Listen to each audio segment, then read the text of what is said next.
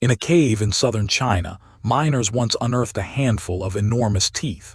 They belonged to an ape that stood 10 feet tall, the largest primate that has ever lived. Its name is Gigantopithecus, and for 1,000,000 years it shared this planet with our ancestors, until, around 300,000 years ago, it vanished from the Earth. This is the skeleton we promised you, the one that breaks the human story open. But here is the truly strange part. Long after its bones turned to stone, human beings on every continent never stopped seeing it, because this is also the story of the wild man. Bigfoot in the forests of North America, the Yeti in the high Himalayas, the same towering, hairy giant haunting opposite sides of a world that had supposedly left such things behind. By the end of this, you will know what happened when the FBI agreed to test the hair of a monster, what modern DNA revealed about the Yeti, and the strangest part of all, why, long after science gave its verdict, millions of people still refuse to let the creature die. Stay with me. Start with a question that should not have an answer. Why does almost every culture on Earth describe the same monster? In the Pacific Northwest, the indigenous peoples spoke of the Sasquatch.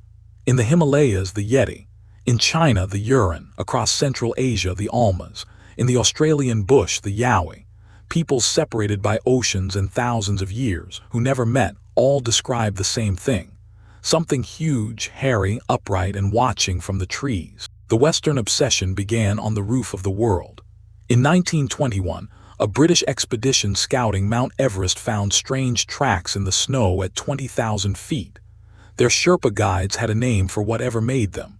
A journalist back home garbled the translation, and out of that mistake came a phrase that would echo for a century. The abominable snowman.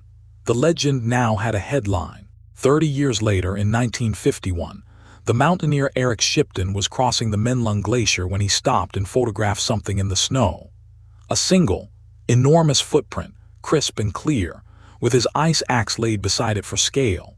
It is broad, splay-toed, and far too large for any man. To this day, that photograph is the single most compelling piece of physical evidence for the Yeti that anyone has ever produced. The American story begins in the dirt. In 1958, at a remote logging site called Bluff Creek in Northern California, workers arrived to find enormous human-like footprints pressed into the mud around their equipment. A local newspaper ran the story and reached for a word to describe the thing that left them: Bigfoot. Within a few years, the sightings had spread across an entire continent. And then in 1967, back at Bluff Creek, two men named Roger Patterson and Bob Gimlin captured the footage that would define the creature forever. Less than a minute of film. A large, dark, upright figure striding across a clearing, turning once to glance back at the camera. It has been studied frame by frame for over 50 years. Hoax or history, it gave the legend a face and a walk, which brings us back to that envelope. The man who sent it was Peter Byon, a serious investigator who ran a Bigfoot research center. In 1976, he asked the FBI directly, would they analyze a sample of hair he could not identify? Remarkably, they said yes. For months, the Bureau's scientists examined the 15 hairs under their microscopes, and in 1977 they delivered their verdict. The hairs were real. They had simply come from a member of the deer family. Think about what that file actually means. It is not a cover-up. It is the opposite. The most famous investigative agency in the world took the question seriously enough to spend months on it. The mystery was real enough to study. The answer was only ever ordinary, and for the true believers, that has never been quite enough. Hair under a microscope, though, can only tell you so much. The real test would have to wait for genetics. In 2014, an Oxford geneticist named Brian Sykes collected dozens of samples claimed to come from Yetis and Sasquatch and ran their DNA. Almost all of it belonged to perfectly ordinary animals. But two hairs from the Himalayas matched an ancient polar bear, and for a moment, the mystery flickered back to life. Then, in 2017, a biologist named Charlotte Lindqvist ran the most careful test yet. Her team gathered 9 relics, bones, teeth, hair, and scat, kept for generations in Himalayan monasteries and private collections, each said to be the remains of a Yeti. The DNA came back clear. 8 of the 9 were bears. Himalayan brown bears, Tibetan brown bears, Asian black bears. The ninth was a dog. Genetically, the Yeti is a bear, which brings us back to the giant from that cave. Gigantopithecus was no myth. From those fossil teeth and jaws, we know it was real, perhaps 10 feet tall, gone for 300,000 years. And that may be the seed of everything. For a long stretch of time, early humans and a genuine giant ape walked the same forests and feared the same dark. The legend of a huge, hairy man in the trees may not be invention at all.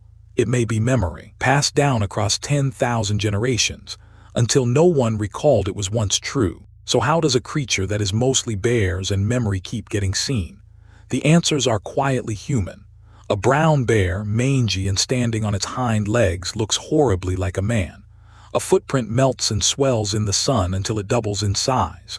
The mind insists on finding a face, a figure, a watcher, and some of it plainly was hoax.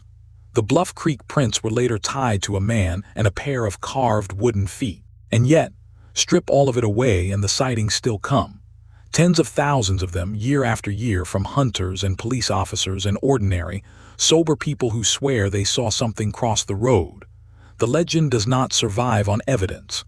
It survives on the forest itself, still dark, still vast, still full of the oldest feeling a human can have. The sense that something out there is watching back. To be fair to the believers, the natural world is not finished surprising us. As recently as 1992, scientists discovered the Sayala, a large mammal nobody knew existed. New species are found all the time. Absence of proof is not proof of absence. But for a creature this enormous, in a world this crowded, the silence is total. No body, no bones, no clean strand of DNA. And that silence is the loudest evidence of all. So lay the file out flat. The FBI says deer.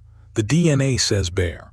The fossils say that yes, a true giant once walked these forests and that it has been gone for 300,000 years. What remains when every sample is finally identified is not a creature at all.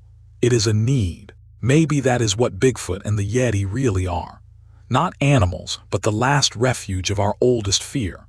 The fear that we are not the only large thing in the dark, that the woods are not empty, that we are being watched.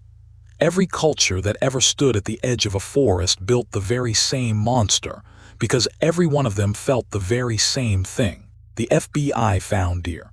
The laboratories found bears. The fossils found a giant 300,000 years too late. And still tonight someone is staring into a black tree line, certain they are not alone. The next file we open is a different kind of vanishing. An entire colony of the living, more than 100 souls gone without a trace, leaving a single word carved into a tree. Subscribe so it finds you. This is Black Salt Ledger.